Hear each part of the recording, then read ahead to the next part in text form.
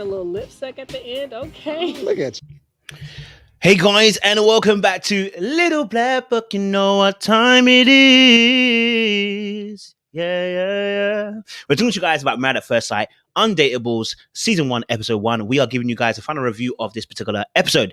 We're detailing the actual blind date, because there were some hairy moments. You guys just saw them kissing, excitable, the experts high-fiving each other, looking very pleased about the kind of work they just did. And they should be pleased, because they pulled this one out the freaking bag.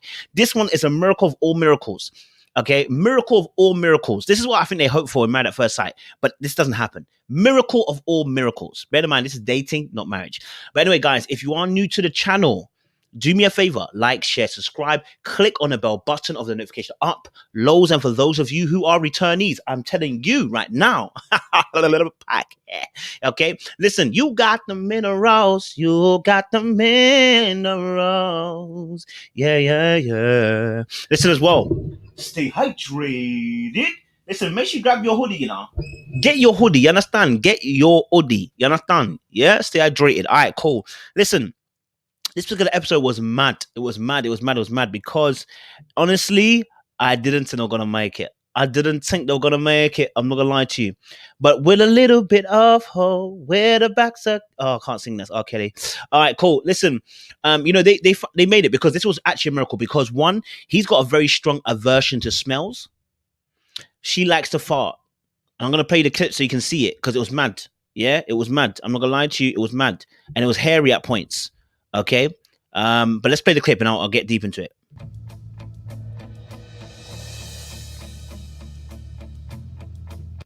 Now, my first thing is this. I said this about old boy as well. I've forgotten his name. I don't know why his name's gone out of my head now. I said this also about Xavius as well, right?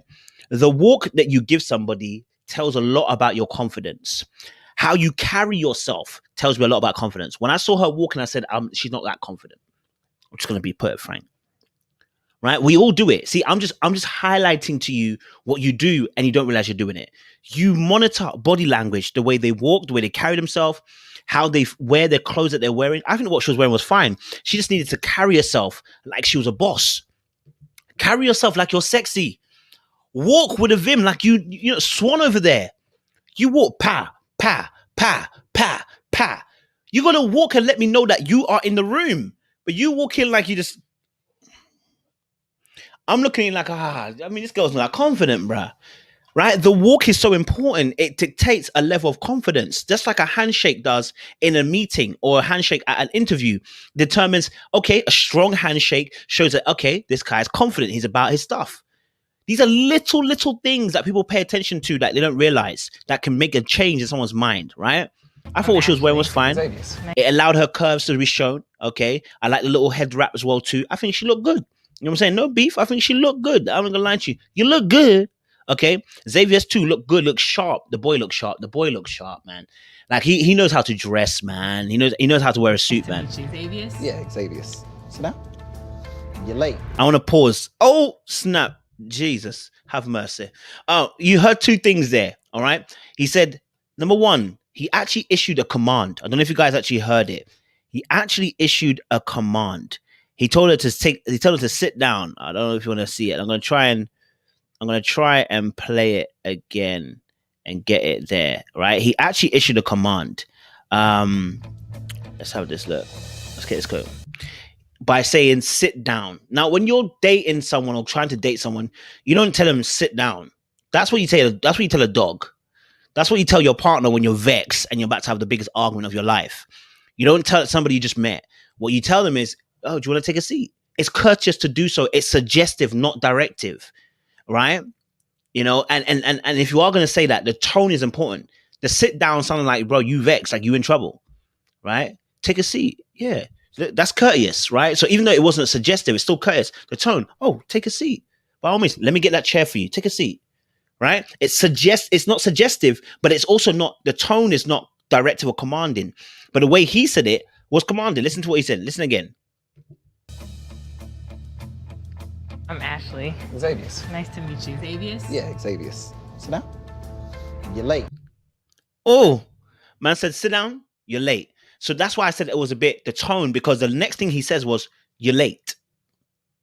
So you don't want to be doing that to your date, man. You don't want to make it so serious so quickly. Okay, your date. You don't want to make that so serious so quickly. Turn that into a little bit of a joke. Let's. I don't know how you can do it. Let's say like, was your cab a little bit late? So don't worry, man. Listen, man. All the best things come to those who wait. You know what I'm saying?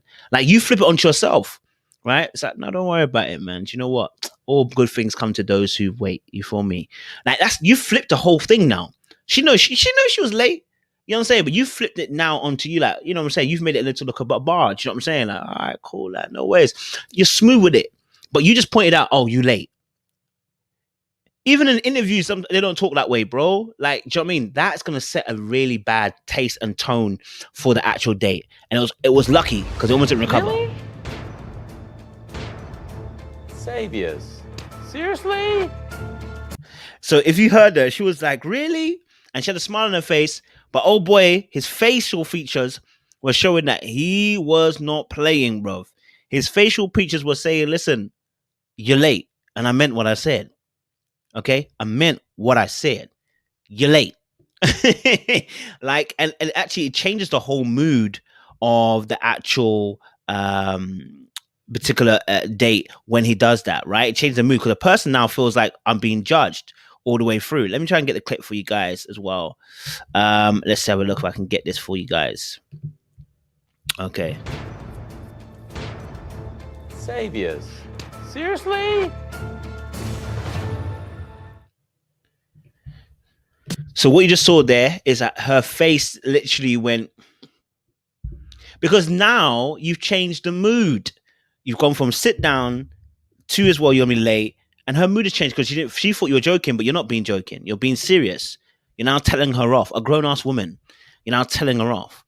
And I'm not saying that being late is okay. I'm just kind of saying that your first meeting, this is not the impression you want to set.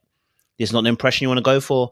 This is not the impression you want to produce. Trust me, you don't want to produce that kind of thought process. Do you get what I'm saying? Like, that was wrong, bro. Let's play a little bit more. I'm Ashli. Xavius. Nice to meet you. Pleasure to meet you. Snap. You're late. Hey! Really? The same energy he said you're late with, I had to replay it again. The same energy he said you're late with was the same energy I heard. You thirsty. You thirsty. That was the same kind of tone that he used. You're late. You look dusty. It was the same kind of energy, bro. Like, fam, it was not appreciative at all.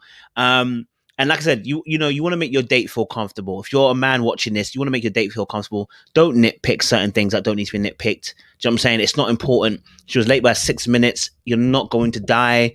I know that being on time is a big issue for you, but it's a blind date. Your first date. Relax. Just let her settle in. You know what I'm saying? Like, let her know later on, like, listen, lateness, I'm not really big on that kind of thing. Like, I like punctuality. You know what I'm saying? Like, gently let her know. This is not the time to now start busting her. You understand? Yeah? Control is a thing for me. And having to sit and wait, it definitely is triggering. And that's the point. See, now look at her face. She was vexed. He's triggered by her being late. I'm not sure why. Obviously, I know that people don't like to be late. I understand that. I don't like... Okay, I'm always late. But, some people don't like to be late, right? And I can understand. He was triggered. And also, he's nervous. He's anxious. And that's also contributing towards a tense environment right now. And the only way to save this is someone's going to break down, make a little joke or whatever to save the scenario. And that's actually what happens. Credit to Ashli for saving this moment, because she didn't let it hold her down. She pursued forward. I might have to call Nikisha. Like, girl, come get me ASAP. Red flag number one.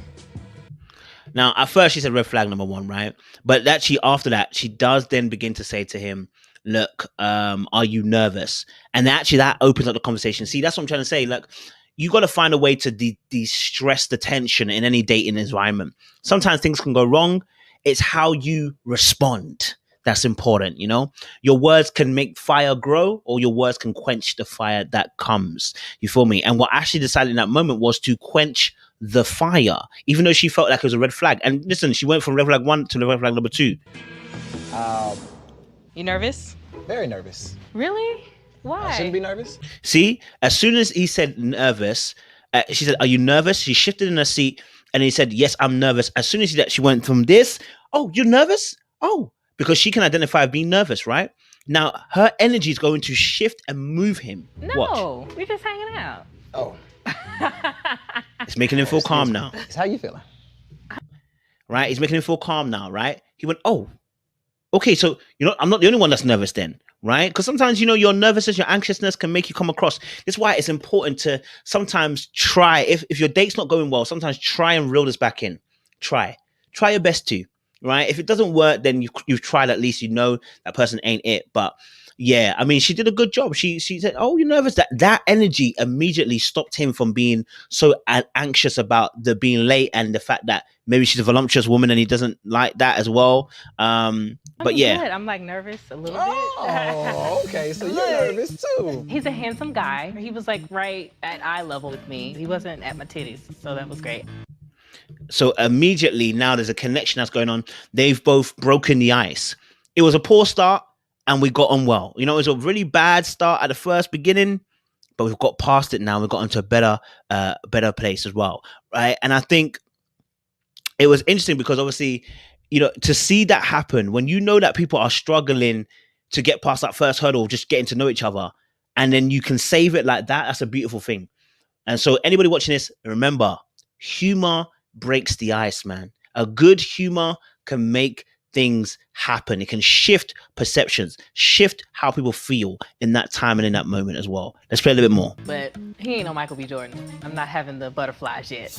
Did you go to college? I did. What was your major? My major was actually education, Okay. but I'm not a teacher. I currently work at a funeral home.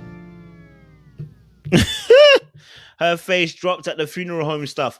Listen, I totally understand it. Listen, it's very rare you meet somebody who does work in a funeral home, I guess. So meeting someone like that, you do think to yourself, well, that's a bit morbid. That's a bit sad. That's a bit down in it. It's not really enthusiastic, really. It's not really encouraging.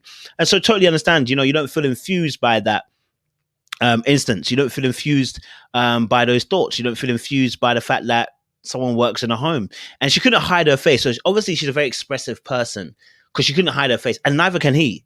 If you watch that episode, he cannot hide anything. The same thing happened with Birdie, the girl Birdie. When he saw her for the first time, he was like, oh, his whole face dropped. He could not hide his expression. These are two people that are very expressive.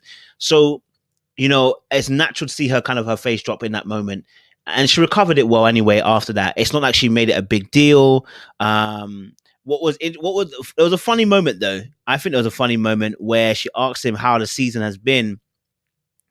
And he answers it, right? And I think I thought the answer was fine. Very bad for those that Right, lost, but right. very good as far as business is concerned. Yeah. Let me just go back. You go Let me see if I can living, get this. Not the dead. Red flag number 2. How's this like? I don't want copyright to come and get me, guys. All right, so I have to do this. But yeah, she asks him, "How's the season been?" It's actually hilarious. I think it's funny. I would have made it into a joke. Why would I have made it into a joke? Because it's funny. Like, I know it's a serious topic. It's a really serious topic, and sorry to anybody who has lost anybody during that season. But it was the way she asked the question, right? Like, bro, like, yo, whilst people have been suffering, I've been killing it. Do you know what I mean? Like, I get it. Like, I understood why he answered it first where he did, right? So listen to it. Season been for you? Very good. Well, I'm sorry. Very bad for those that lost, but very good as far as business is concerned. I mean, he works in the morgue. I mean, he works with the dead. COVID is not going to turn down his business. It's going to only increase his business. You know what I mean? So, a business has been cool for him. You know what I'm saying? Like, I found that funny because he had to rearrange. Oh, sorry about that. But yeah, I thought it was quite funny. It happens. Things like this go on in relationship, in a date that can go wrong. I think he answered it pretty fine. I would have turned it into a joke. You know what I mean? It might have been a morbid joke, but I understood why he answered it the way he did. But what was for me was another piece of madness that happened. Yeah. But it definitely has taken a different approach on how we. I want you to hear life. this. You can hear it. There's a part where they're in the date, right? And I kid you not, bruv. Like, we're on a date. Flatulence. This is not the time for it. Flatulence. This is not the time for it. We do not want to see that happening. Let's play a little bit of clip. I'm not one of those people that's like,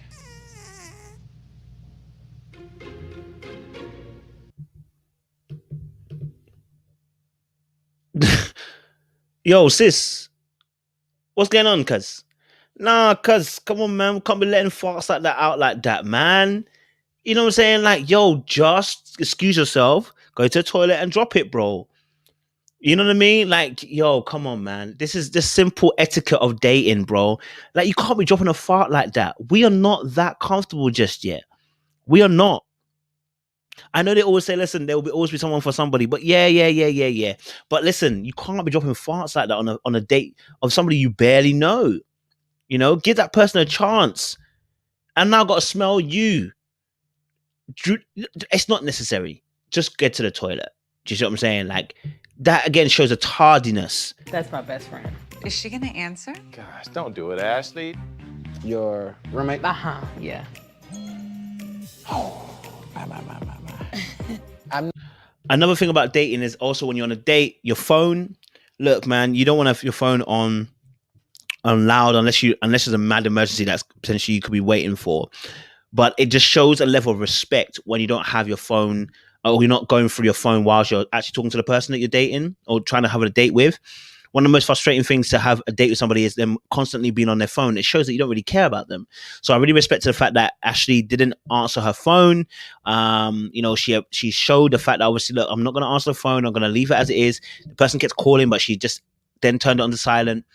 That's what you want to show, because you want to show to the person in front of you, you have their attention. You've got them in your sights. You're not thinking about anything else but them. That's one of the most important things you want to see. You feel me? It's almost one of the important things you want to be able to do. You want to be focused on them. You feel me? You want to be focused on them. And having a phone out and going through your phone doesn't show that as well. What I loved is obviously the body language around them talking about church and stuff, because obviously she was telling him about the actual celibacy that she was going through for the last couple of years now. And I think the way that they discussed it was really, really important. And I loved his body language. If you watch his body language. Oh, this is another thing as well. I forgot to say this. Bringing out the kissing, it looked like a dildo first of all, but bringing out the kissing thingy on a date, nah, man. Let me just show you what I meant. Do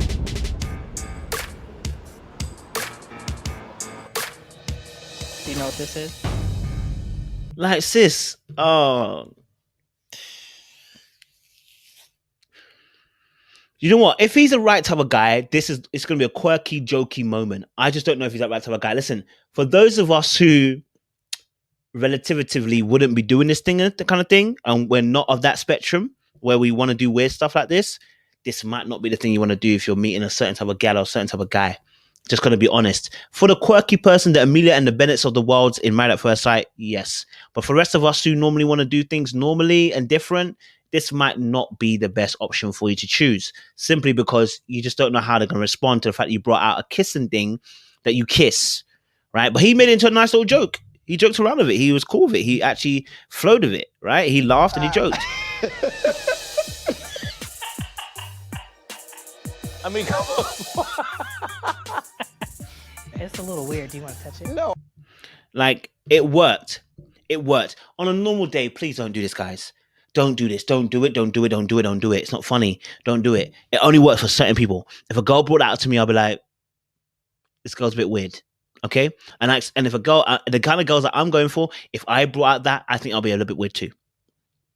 I just think that's the simple truth. I think it would be a little bit weird. And I think it was a bit weird. Do you see what I'm saying? Like, yo, like, if you want to be successful in dating, these are the stuff we don't want to be doing. But because obviously the type of guy that he is, it's working. Yeah, because of the kind of guy he is, it is working, right? And so I love the fact that they did that, and he managed to flow with it as well, have a little bit of a laugh as well. Brought up to me was like, enjoy the moment, appreciate the moment. If you fail, you fail, but appreciate the moment. Let's go. Come on. Okay, you're going to show me. At this point as well, he did something which was really, really important. He went past his fears. He doesn't like change, doesn't like to do new stuff in the moment unless he's prepared for it. And actually, he decided to go on a dance floor, even though he can't dance, right? And that's a big thing, That show of courage is attractive. That show of taking a step beyond your fears. Listen, you're letting off pheromones that are attractive, bro. So when you do that, you show to other person that you're willing to go above and beyond. You're willing to go past barriers. You're willing to do stuff that you don't normally do. And you're willing to stand up and be strong, right? Listen, we've all been there, though. We don't always want to do everything. Let's be honest. Yeah, let's be honest. But the mere fact that you can overcome your fear in that moment, or at least you're conquering it in that moment, is a big deal. And actually, it shows a level of confidence as well to your partner and to yourself. And you feel much better because you know that, wow, I'm doing stuff that I thought I couldn't do. You're surprising yourself. You're surprising yourself.